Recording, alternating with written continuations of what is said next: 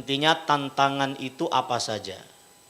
Kalau misalnya sejak zaman dulu ada Syiah, ada Khawarij, ada Mu'tazilah, lalu kekinian ada gejala-gejala liberalisme, sekularisme, komunisme, pemetaan ini seperti apa, dan kalau kita berbicara prioritas yang umat ini harus dijaga itu dari serangan yang model seperti apa? Begitu ya. Namanya juga tantangan. Yang kedua ini lebih fokus, akan kita katakan bahwa tantangannya terhadap para pemeluk akidah Ahlussunnah wal Jamaah. Begitu. Karena mau tidak mau ya kita yakini bahwasanya Ahlussunnah wal Jamaah yang ada ini termasuk keberadaannya itu mayoritas umat Islam.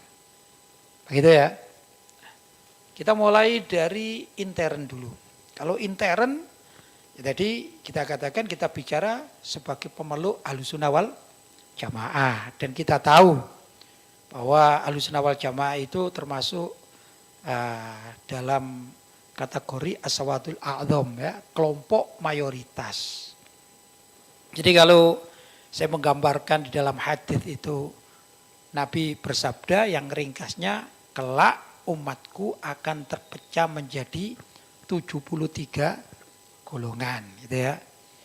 Nah, semua di neraka kecuali satu, yaitu Ahlussunnah wal Jamaah. Ada beberapa pendapat. Pertama, kalimat 73 itu apa tepat 73 gitu ya. Kalau dihitung misalnya ada Ahlussunnah wal Jamaah, ada Syiah, ada Khawarij, itu apakah sampai 73? Sebagian ulama mengatakan iya, itu 73.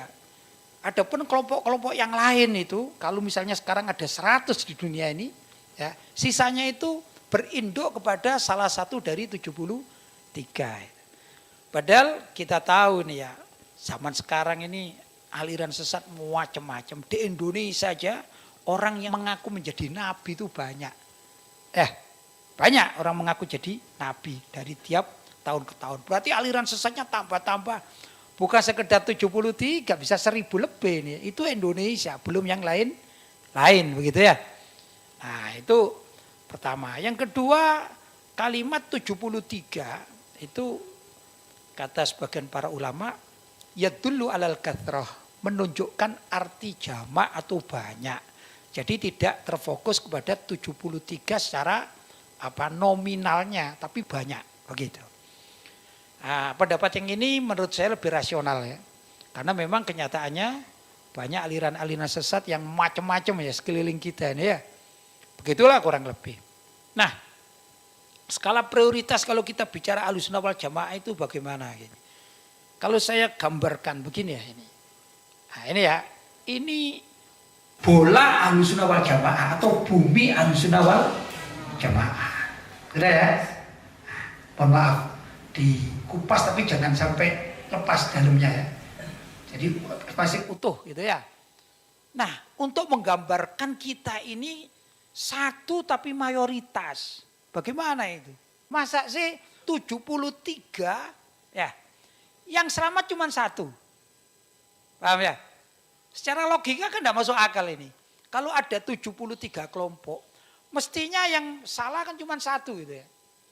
Tapi menurut yang kita pahami, kalau ini adalah bumi Islam, paham? Ya, bumi Islam. Maka sesungguhnya yang mayoritas itu ibarat kita ambil begini. Nah, kita potong satu ya. Nah, titip alafu ya, titip. Nah, sudah? Inilah Ahlussunnah wal Jamaah. Inilah kelompok Ahlussunnah wal Jamaah. Paham? Sudah, saya taruh. Saya minta itu. Sedangkan ini, paham? Kan sedikit kan? Ini dibagi menjadi 72 golongan. Ini sesat ini. Satu kelompok ini sesat. Paham? Tapi sesatnya ini tambah dibagi lagi sedikit. Nah, ini misalnya segini alafu satu. Ini 1, 2, 3 sampai 72. Sekarang masuk akal enggak? Bahwa kelompok terbanyak inilah yang benar, inilah Ahlussunnah wal Jamaah. Paham sekarang ya? Lebih mudah ya? Baik. untuk menghadapi yang satu golongan tapi dibagi menjadi 72. Yang ini sesat. Macam-macam itu. Ya mulai Mu'tazilah, Syiah, Khawarij dan lain sebagainya. Ya, pertama gimana caranya orang yang banyak ini isinya yaitu Ahlussunnah wal Jamaah itu mengerti ilmu agama. Ini harus diperkuat ilmu agama, yaitu keaswajaannya itu diperkuat. Biar apa? Biar kalau lari-lari kembalinya ke sini. Ya, lari kemana saja, belajar kemana saja, pergi kemana saja, larinya ya ke sini ini. Yang jadi masalah kan begini nih. Begitu keluar dari pesantren Ahlussunnah wal Jamaah, saya anggap ya pesantren Ahlussunnah wal Jamaah, lari dia, salah letak kaki, nerobosnya ke sini, yang ke 72 golongan ini. Jadinya ikut sesat. Ini yang terjadi. Ya. Tapi kalau masih ada orang, jangan-jangan yang 72 ini masih ada satu yang benar. Nah, kalau sudah jangan-jangan itu ibarat orang dikasih tahu ya. Babi itu haram. Kemudian berpikir, jangan-jangan dari sekian bentuk babi ini ada babi yang mungkin babi-babi ngepet barang itu ya. Itu enggak haram. Nah, ini kan ragu jadinya. Paham ya? Maka kepentingan kita terhadap kelestarian akidah Ahlussunnah wal Jamaah mengatakan, umat Islam, ini loh akidah kita Ahlussunnah wal Jamaah, ini mayoritas. Ini ibarat jeruk ini masih bagus. Ya, belum tercabai ini.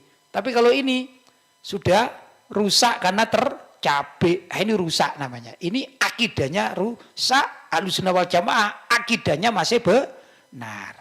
Itu terkait dengan metode pembagian atau tadi klasifikasi ya. Gimana cara menghadapi aliran sesat ya. Ini dalam intern umat Islam. Paham sekarang ya? Yang kedua kita bicara ekstern, yaitu gangguan dari orang-orang non-muslim atau orang-orang kafir. Ya, nah, ini memang luar biasa, gangguan dari orang-orang kafir itu luar biasa. Pengaruhnya ini besar. Terutama kepada jiwa-jiwa muslim yang kosong, maka akan dipengaruhi oleh mereka. Contoh apa? Karena sebagian orang Islam, bahkan tokoh-tokoh Islam itu bergaul akrab dengan orang-orang kafir, maka sekarang kalimat kafir itu akan diperhalus menjadi non-muslim. Bilang kafir aja nggak berani. Ya, kenapa? Karena sebenarnya itu pengaruh dari pergaulan bersama dengan orang-orang kafir. Analogi saya begini. Kalau misalnya ini ya, maaf, ini saya gambarkan orang ini ya, dan dia ini maling, gitu ya, maling kampung lah, entah maling ayam, maling baju, maling apa, pokok terkenal dengan maling ini ya. Kalau saya tidak kenal, maka saya enjoy saja mengatakan hati-hati, nanti ada maling, betul? Awas ya, jaga rumah kalian, jangan sampai dimasuki maling, begitu. Ya, karena kita nggak kenal orangnya. Tapi suatu saat misalnya kita ini ronda di kampung lah, ada pos ronda itu. Ternyata ada maling datang. Sini ada Ustadz Faris, ada saya. Ustadz Faris itu bisik-bisik pada saya. Itu loh, maling. Cuman dia ini yang gak ketara loh, dia maling itu. Dia bergaul dengan kita. Karena saya tahu, kemudian si maling ini datang ke tempat ronda. Bawa jeruk, bawa roti, bawa kopi, gitu ya. Padahal kita tahu ini maling ini. Ini umum, secara umum itu manusia akan mengatakan gak enak. Kalau mengatakan awas ada maling kan gak enak.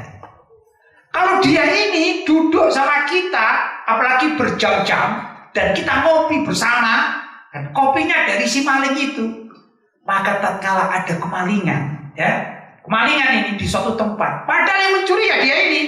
Itu kita akan sungkan mengatakan hati-hati ya, rumahmu ada maling itu. Paling enggak ya nantilah gitu.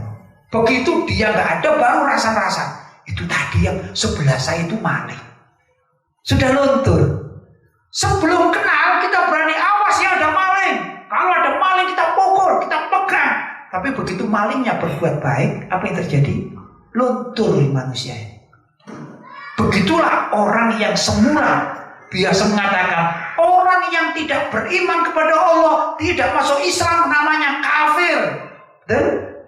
Betul kan? Itu ajaran Islam. Al-Quran menyebut orang non-muslim itu kafir. Tapi karena ada orang yang suka bergaul dengan orang kafir, kemana-mana bersama orang kafir, ketemu, akhirnya begitu duduk bersama orang kafir, mau bilang kafir tidak berani karena rasa sungkan. Padahal orang kafir itu ingkar kepada ketuhanan Allah, ingkar pada kenabian Nabi Muhammad SAW. Kita mengatakan kita beriman kepada Allah, Nabi kita Nabi Muhammad. Begitu ada orang ingkar kepada Allah, kita tidak berani. Ini adalah musuh Allah, tidak berani. Kenapa? Karena jiwa kita sudah luntur. Ya, inilah saya katakan tantangan dari pengaruh ekstern umat Islam atau orang-orang di luar Islam. Begitulah.